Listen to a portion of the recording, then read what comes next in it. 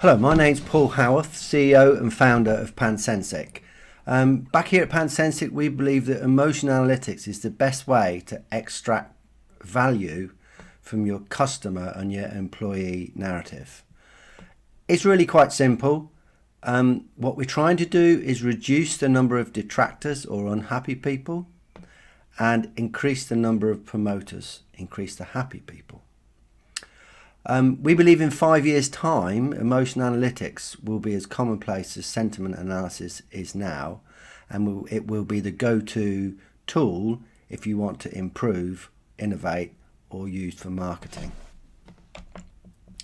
People ask me, what's the difference, Paul, between sentiment and emotion? It's quite difficult to explain, but my sentiment or my opinion towards that BMW car is it's 100% positive. It's very fast, it's very efficient, it's stylish, it's comfortable, very, very positive, my opinion of it. Would I want one? No. What I want is this old motorbike here. But that old motorbike, my opinion of it, it's probably 40% positive. It's slow, it can't stop, it's uncomfortable, doesn't handle very well, but it's got one huge frustration, and that is an emotion. The frustration is that it's not very reliable. So I don't really want one of those. I'd love one, but I don't want one. What I want is this one here, and that's what I've got. My opinion towards this motorbike is it's about 60% positive. Yeah, so it's better than the other one. It's a bit faster. It's a bit better to slow down. It handles a bit better. But most of all, it's very, very reliable, whereas the other one wasn't. So that's the difference between sentiment analysis and emotion. Emotion makes us do things, okay? Emotions drive behaviours. You can see that these people at Extinction Rebellion, they feel very emotive about the topic, about the planet. And it's led them to get out on the streets and rebel against what's happening and that. I understand how they feel, but for me, it actually drives actions. This is my local beach near Bude in Cornwall, and a beach the side of a badminton court. I found over 120 bags of rubbish on that beach. A mile and a half to get it out of the beach, up a 250 feet cliff on a rope, and down the other side back to the car. I was so emotionally shocked at what I saw on that beach. It affected me so much, I decided to do something about it. And that's what emotions do. They make you want to do something. Okay, so to explain this a bit better, we're going to have a look at the e-commerce fashion industry. We scraped 132,000 online comments. We've purposely limited that scrape to demonstrate our capability not to prove any one thing.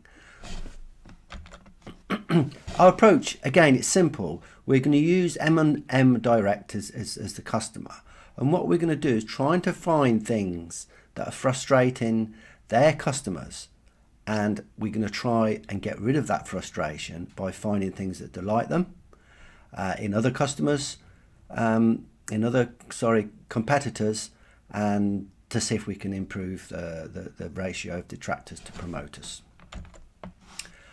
Okay, so this is our emotion lens, and there are 11 different types of emotion: love, frustration, delight, happy, anger, desire, surprise, sadness, fear, excitement, and shock. I'm just going to focus on a few. The number one thing to focus on from my point of view as an improver and an innovator is frustration. Let's see if we can remove the frustration, because we will automatically have much happier clients. The other emotion that I really like is desire. And desire is all about wants and needs. It's a future state emotion. It's not how they feel right now, it's how they want to feel in the future.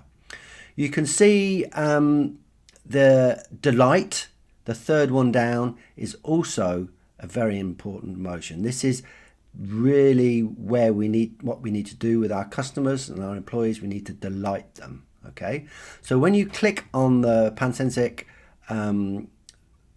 graph bar, the delight bar, you will go to in context word cloud. All those, excuse me, all those words there, they're all to do with delight. Okay, you click on a word and that takes you down. We clicked on the word fantastic.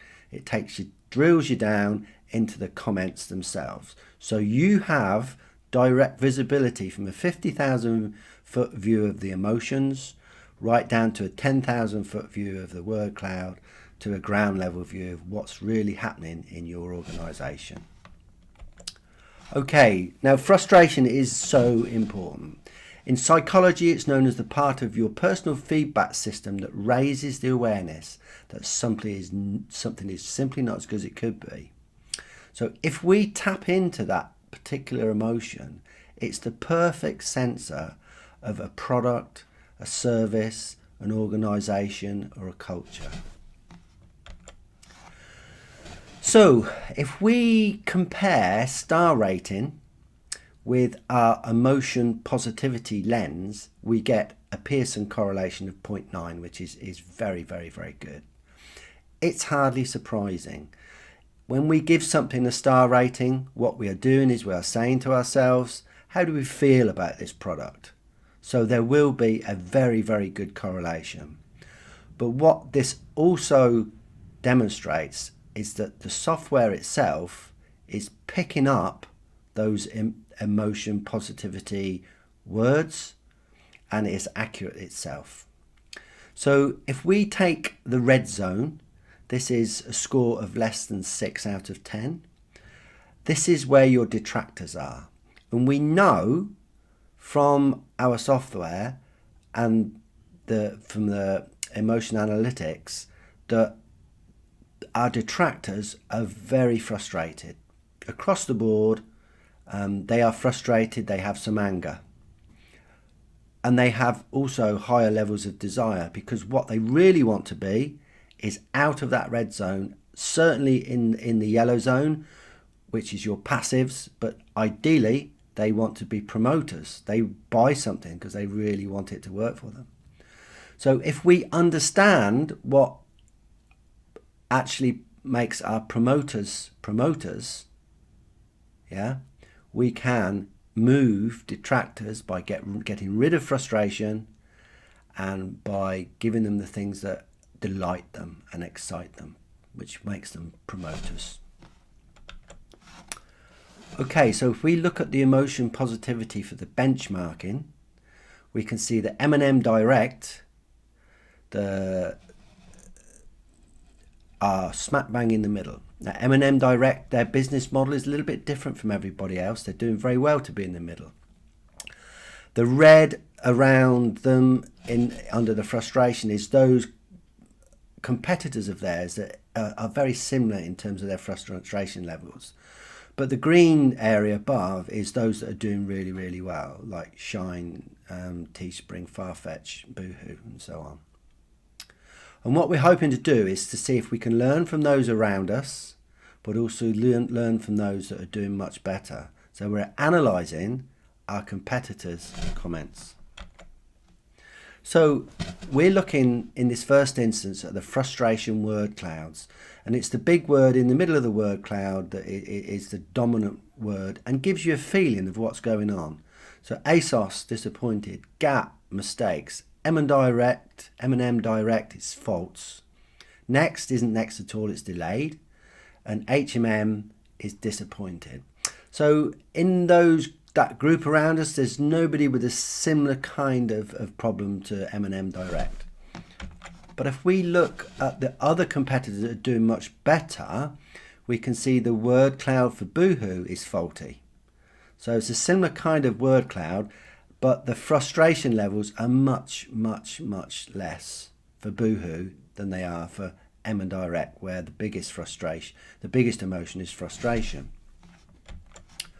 Okay, so when we look at the drivers of frustration, we apply one lens over the themes. We can see that returns for M&M Direct is their second biggest frustration. We're looking for something different. with Boohoo. So with Boohoo, it's down the 8th biggest. So there is a big difference there. So one can only assume that they don't have the same problem with their returns as M&M Direct. So we're onto something now. We know that whilst they got faults with their goods, it's actually their returns that is causing or the driver of that frustration. So now we're going to look at the drivers of desire. And the big desire, the thing that the customer wants to get away from, is the returns. That's the number one driver of desire. They want the returns sorting out. For Boohoo, it's right down at 10. They haven't got the same problem. It is nowhere near as significant for Boohoo as it is for M&M Direct. So that tells me as an analyst that Boohoo have got it right and M&M haven't quite got there yet. So, but the proof of the pudding is actually right inside the comments themselves. One comment about returns is anecdotal, but if you've got lots of people saying the same thing, it is an evidence base that you shouldn't ignore. Okay? In these comments are all the clues you will need to completely redesign your returns process, because your client is telling you exactly what the issues are. Thank you.